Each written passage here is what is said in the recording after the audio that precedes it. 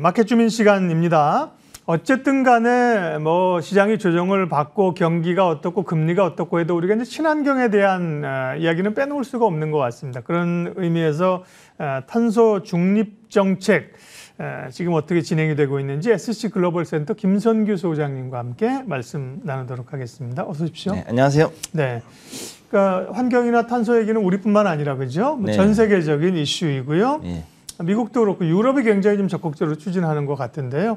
오늘은 이제 미국의 석유 메이저 업체인 쉐브론 얘기부터 준비를 하셨군요. 네, 일단 쉐브론이 뉴욕 타임즈에서 나온 얘기를 보면은 일단은 쉐브론이 이제 그 2050년까지 해가지고 넷제로 클럽에 가입을 하겠다. 쉽게 해서 탄소 중립을 이제 이루어 나가겠다라는 이야기를 했습니다.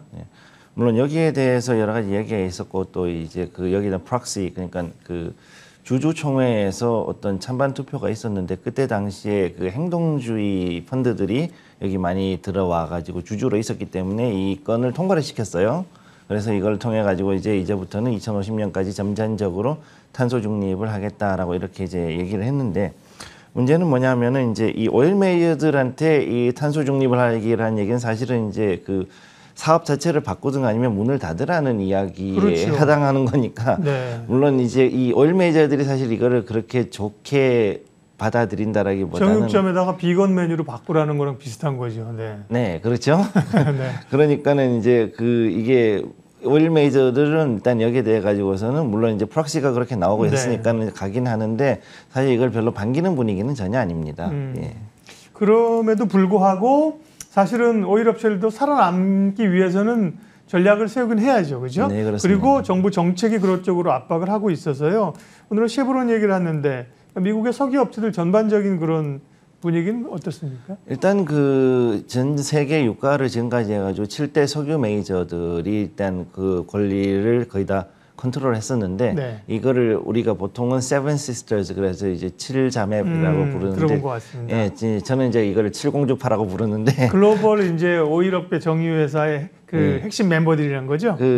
어떻게 보면 일진이죠. 거의 일진인데 얘들이 이제 절반 이상이 지금 현재 구 세븐 시스터즈가 있고 요즘 있는 세븐 시스터즈가 이제 구성이 좀 다릅니다.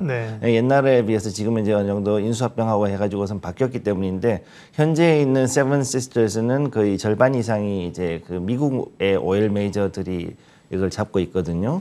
그렇기 때문에 지금까지 해가지고서는 그 2016년도까지는 이 고유가로 인해 가지고서 중동도 득을 받지만은 이 오일 메이저들이 굉장히 크게 득을 받던 시기였습니다. 그랬다가 약간 이제 그 가격이 떨어지고 나서 그러고 나서 그 2016년도 이후에는 이제 저유가로 돌았었죠. 그러고 나서 그때 이제 셰일 오일이 나온 이후였는데 이 셰일 오일들에 대해 가지고서 또 어느 정도 인수합병을 진행하면서 오일 메이저들이 다시금 덩치를 키우고 여기에 대한 그 가격 경쟁력을 확보를 하고 그 다음에 통제력을 쥐려고 하니까 이제 바이든 행정부가 나와서 친환경 정책을 나오면서 여기에 대해서 이제 그 다시 제동이 걸린 겁니다.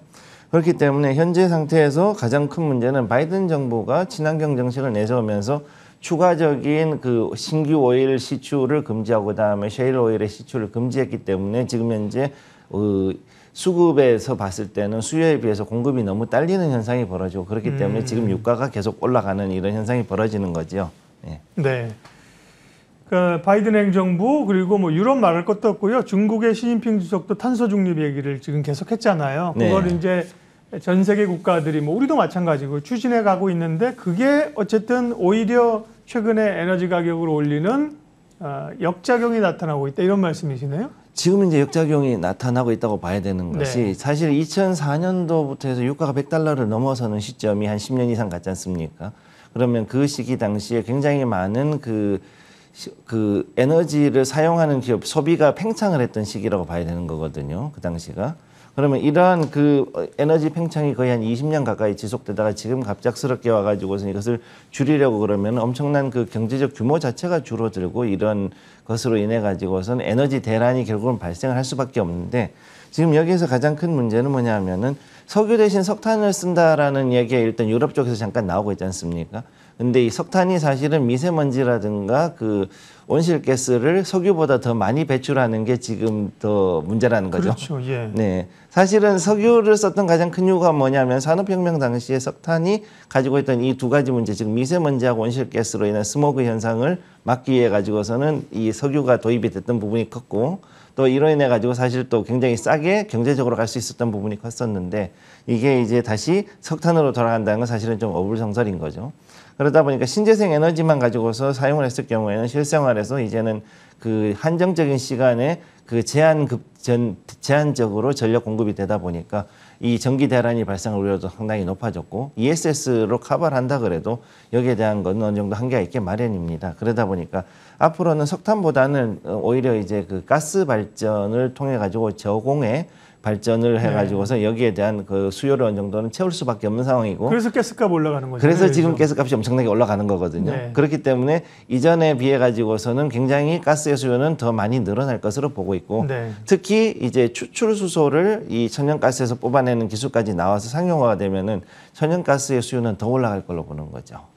좀 다른 얘기입니다만 그런 이 가스에 대한 에너지로서의 수요를 봤을 때 투자에 대한 아이디어 하나 세울 수 있는 게 조선주예요. 왜냐하면 이제 LNG선 이런 거 지금 건조 많이 한다는 거잖아요. 그렇습니다. 그렇게 되면 특히 국내 업체들이 LNG 수출 많이 하거든요. 네. 그런 거 좀 빗나간 얘기지만 격가지로 좀 생각해 볼 필요 있고요. 그동안은 이제 글로벌한 탄소 중립, 탄소 제로 정책에 대한 선순환적인 효과, 그 다음에 어떤 기업 친환경주 이런 걸 많이 봤는데, 오늘은 이제 탄소 중립이 가지고 오는 약간 좀 부정적인 효과 영향들을 보고 있어요. 그러면 좀 무리한 속도감이 있는 탄소 중립 정책, 국내 기업들에게는 어떤 부정적인 영향이 있나요? 사실 이게 참 우리나라한테 큰 영향을 줄 수밖에 없는 게, 네. 대한민국이 의외로 제조업 강국이다 보니까 특히 이제 그 철강이라든가 시멘트 이런 그 이 산업 기반부터 시작해가지고 아직 전통 에너지를 쓴 게 많군요. 네, 그리고 또 자동차까지 있다 보니까 이 제조업 강국인 우리나라에서 이 탄소 배출권은 굉장히 지금 큰 좀 족쇄가 될 수 있습니다, 사실은. 네. 그러다 보니까 이 부분을 어떻게 넘어가야 되느냐가 가장 큰 문제인데, 사실은 지금 현재 탄소 배출권 문제는 전 세계적으로 아우성이에요, 이거는. 굉장히 말도 안 되는 그 분량을 갑작스럽게 제시를 하고, 이걸 가지고 서로 각 국간이 서로 전환 배출권을 가지고서 만들어 놓고 싸움을 해가지고 뺏고 뺏기는 이런 상황이 이제 앞으로 계속된다는 거죠. 그러다 보니까 앞으로 해외에서 이제 친환경 사업을 하게 되면은 전환 배출권을 우리가 획득을 하고, 이걸 가지고서 다시 국내에서 탄소 배출권으로 만들어 가지고 전환을 할 수가 있으니까, 이런 부분에 대한 사업을 할 수 있는 그런 주식 종목들이나 혹은 이런 관련 산업들이 앞으로 뜰 것이라는 것이고, 특히나 그 탄소 배출권이라는 것이 앞으로는 더욱더 가격이 더 많이 올라가기 때문에, 이걸로 인해 가지고 자칫하면은 국내 제조업에서 그 비용이 너무 이 탄소 배출권으로 인한 비용이 증가하면서 이 제조업의 그 실적이라든가 이런 게 좀 위축이 될 수가 있고, 네. 또 그렇기 때문에 이게 사실 우리나라뿐만 아니라 중국이라든가 다른 역시 가공무역을 위주로 하는 이런 나라들 같은 경우는 역시 탄소 중립이 앞으로는 상당히 큰 난관이 될 수밖에 없다고 보고 있습니다. 네. 그러니까 이제 탄소 중립 글로벌 정책이 빠르게 가면 국내 기업들도 쿼터가 있으니까, 그죠? 네. 그런 것 때문에 탄소 배출권에 대한 부담이 있다. 그렇게 언급되는 게 과거의 대표적인 후성 이런 종목이고요. 네. 테슬라도 이전에 보면 본업에서는 돈 못 벌고 탄소 배출권이 쿼터 팔아갖고 돈 벌었다 이런 얘기도 지난번에 있었던 거잖아요. 네, 맞습니다. 네네. 그래요. 그러면 국내는 어떻습니까? 지금 이제 글로벌 탄소 중립 정책에 좀 과감한 드라이브에 따른 부정적인 영향을 보고 있는데, 우리 정부는 탄소 중립 계획을 어떻게 세우고 있고 추진하고 있습니까? 일단 지금 네. 3차로 해가지고 2025년까지 이 탄소 배출권에 대한 그 계획을 가지고 있는데, 네. 문제는 지금 현재 나와 있는 것들이 2030년 이후에나 이제 수소 경제가 좀 제대로 돌아갔을 때, 그때 됐을 때 좀 어느 정도 이 성과를 볼 수 있지, 지금 현재 상태에서는 아직은 좀 이 목표를 만드는 게 상당히 그 현실하고 이상하고 좀 거리가 조금 있어요. 사실 그 부분 좀 있습니다. 그런 부분이. 그러다 보니까 제일 중요한 거는 수소 경제를 일단 활성화시키는 게 가장 중요한데, 제가 일단 그 9월 달에 있었던 수소 모빌리티 쇼에서 현장의 그 소리를 들어봤을 때는 가장 중요한 게 결국은 정부의 법규하고 규정의 미비입니다, 사실은.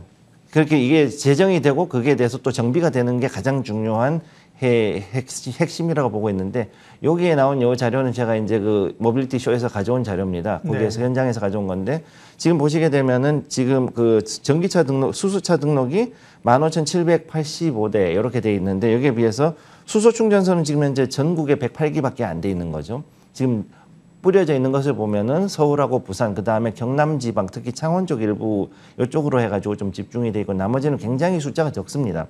그렇기 때문에 여기에 대한 이 인프라를 더 구축하는 게 중요한데 이 인프라를 구축하기 위해서는 우선은 수소에 관련된 법제하고 요 규정이 훨씬 더 좀 더 촘촘하고 좀 더 이제 그 어느 정도 구조를 맞춘 상태에서 이제 준비가 돼야 여기에 대한 산업이 확실하게 좀 돌아갈 수 있을 것으로 보고 있고 특히 이제 그 제가 이 현대자동차 쪽으로 가봤을 때 액시언트 트럭에다가 이제 가서 제가 물어봤거든요. 액시언트 퓨얼셀에 관해서 좀 관심이 많아서 물어봤는데 여기서 얘기하는 것이 맘만 먹으면 얼마든지 이제 사양은 자기들이 원하는 대로 뭐 장기 롱홀 하는 거라든가 여러 가지를 할 수 있는데 가장 큰 이유가 뭐냐면은 일단 미국에서도 캘리포니아하고 커네티컷 두 개 주 말고는 현재 요런 그 수소에 대한 인프라를 제대로 그 법규로 밀어줄 수 있는 주가 없다고 그러거든요. 그러다 보니까 이제 캘리포니아에서 실험을 하고 거기에서 이제 하는 것들을 데이터를 가지고서 가는 거니까 결국은 만약 충전 인프라만 어느 정도 구축이 돼 있다 그러면은 얼마든지 상용에 대한 수요라든가 여러 가지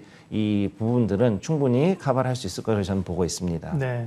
결국은 우리도 이제 수소인데 수소의 인프라라든지요. 실질적인 사실은 경쟁력 있는 수소를 뽑아내기 위해서는 시간이 걸린다. 네. 네.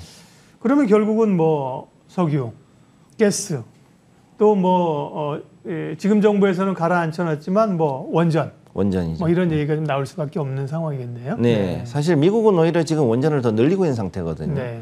지금 오바마 행정부 때 그 원래는 미국인들이 싫어하는 게 원전인데 네. 3마일 아일랜드 사고 이후로는 이제 원전을 굉장히 부정적으로 봤지만은 네. 그 2016년도 이후부터는 미국도 지금 계속 이제 더 원전의 숫자를 늘리고 있습니다.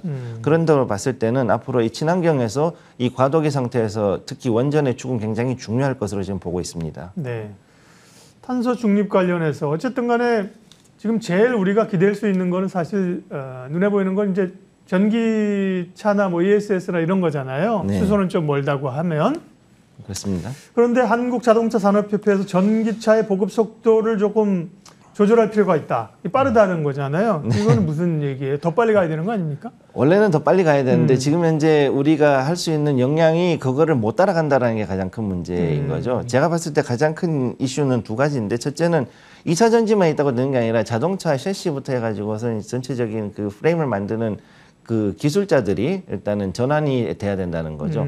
기존의 엔진, 그러니까 내연기관으로 해가지고 차를 만들던 이 기술자들이 전기차에 대해 가지고서 할 수 있도록 어느 정도 전기적인 지식이 더 강화가 된 임직원들이 들어가서 여기에서 이제 산업을 잡아줘야 되고, 두 번째는 자동화된 공장들이 또 여기에 맞춰 가지고서 또 어느 정도 그 공정을 좀 조정할 필요가 있다는 겁니다. 그럼 이걸 하려면은 2030년까지는 현재 300만 대 이상의 전기차 생산이 어렵다라는 것을 지금 얘기를 하고 있고, 그 다음에 또 이런 온실가스 감축 목표, 정확히 하면 NDC라고 부르는데 이 NDC가 너무 과격하게 지금 들어갔기 때문에 산업에서는 여기에 대해서는 좀 속도 조절을 해야 될 것으로 보인다라는 이야기를 한 겁니다.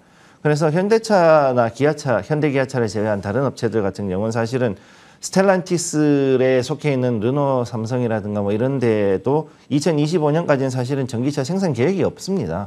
그리고 샤브레나 이제 조금 만드는 정도이고, 볼트 같은 이런 거는 좀 만드는 정도니까, 이런 여기에 대해 가지고서 앞으로 300만 대 이상 전 산업이 그 정도를 만드는 건 좀 쉽지가 않고, 그러면은 지금까지 했을 때는 가능하면 450만 대 정도, 그 이하 정도로 해서 합리적으로, 처음에 이제 자기네들 생산은 300만 대 이상의 여력은 없지만 그래도 노력을 해가지고 450만 대까지는 최대한 끌어올려 볼 테니까, 그럼 여기까지 해가지고 합리적인 전기차 보급 목표를 설정을 해달라라는 그런 이야기를 이제 하는 거죠. 그렇기 때문에 여기에 대한 것들은 이제 좀 더 지켜봐야 될 것으로 보입니다. 네. 보통은 정부가 이제 정책을 추진 안 한다고 업계에서 얘기하는데 너무 빠르다고 얘기를 할 정도로 변화가 있긴 한 겁니다. 2차 전지 쪽은 어쨌든 투자자들도 제일 관심 있는 전기차 2차 전지 섹터인데요. 지금 네. 말씀하신 환경에 관한 문제, 인프라에 관한 문제, 속도에 관한 문제, 이런 건 다 이해되는데 2차 전지 업체들의 재무 상황에 대한 고민이 좀 있다. 이거는 뭐 국내 업체입니까? 해외 업체입니까? 무슨 얘기입니까? 일단 예. 1차적으로는 국내 업체도 어느 정도, 대기업은 그래도 어느 정도 이제 계열사에서 네. 받쳐주는데 여기에 관련된 부품이라든가 소재 관련주들이 일단 여기서 많이 좀 걸리는 거죠. 그래서 여기서는 2차 전지 업체들이 전기차 보급 속도가 지체가 되면은 좀 문항에 약간 그런 부분에 난항이 있을 수 있고, 실제로 2차 전지 업체가 지금까지 해가지고서 그만큼 그 모멘텀을 가질 수 있었던 가장 큰 이유가 일단 모바일이라든가 이런 핸드폰 이런 거 말고도 이제 이 전기차가 엄청나게 그 소비를 해줄 수 있는 하나의 섹터였기 때문에 가능했는데, 이 전기차의 보급 속도가 조금 지체가 되면은 아무래도 여기에 대한 성장성은 좀 떨어질 수밖에 없고, 이에 따라 가지고 조금 어려움을 겪을 수밖에 없습니다. 실제로 국내 2차 전지 부품이라든가 이쪽으로 보시게 되면은 재무 안정성 등급이 이제 거의 트리플 B까지 떨어질 가능성이 있습니다. 즉 그 좀 투자 부적격까지 떨어질 확률이 있는 거죠. 예. 그러다 보니까 앞으로 해야 될 것이 이제 두 가지, 품질 안정성 확보하고 그다음에 차세대 2차 전지에 대한 개발이 지금 굉장히 시급한데, 그 품질 안정성이라는 게 특히 어디에 걸리냐면 하이메탈 쪽으로, 그 하이니켈 쪽으로 걸리거든요. 이 니켈이 많이 들어가면은 이 용량이라든가 힘은 좋은데 안정성이 떨어지고 열이 많이 나고 폭발 위험성이 좀 높아집니다. 그렇기 때문에 여기에 대한 그 기술들을 어떻게 할 것이냐, 이것도 좀 중요하고, 그 다음에 이제 나트륨 전지라든가 혹은 이제 지금 이전에도 말씀드렸던 바나듐 전지 이런 것들이 이제 어떻게 더 발전할 것인가, 이런 걸 보는 것도 좀 중요할 것으로 보입니다. 오늘은 이제 탄소 중립과 관련된 뭐 수혜 관련주 기대보다는 빠른 탄소 중립 정책에 좀 부작용을 봤는데요. 투자자들 입장에서 얻을 수 있는 인사이트 전략 마지막으로 짧게 마무리해 주십시오. 네, 일단 그 투자자 여러분들께서는 보셔야 되는 것이, 첫째로는 이제 물론 지금 2차 전지라든가 그다음에 전기차, 수소차 쪽은 아직 강한 그 모멘텀을 가지고 있고 또 정책적으로도 앞으로도 갈 것이기 때문에 상당히 유망한 종목인 건 사실입니다. 하지만 중요한 거는 이거를 너무 그 꿈을 가지고서는 가는 것보다는 현실적으로 어느 정도 선에서 갈 수 있는지를 정확하게 체크를 하고서 거기에 맞춰서 이 투자에 대한 규모라든가 아니면 여기에 대한 그 투자 기간 같은 거를 설정을 잘 해서 들어가시는 게 중요하다고 저는 그렇게 보고 있습니다. 마켓 주민, 오늘은 최근에 다소 좀 빠른 탄소 중립 정책이 가져오는 문제점들을 집중적으로 분석했습니다. 김선규 SC 글로벌 센터 소장님 함께했죠. 고맙습니다. 네, 감사합니다.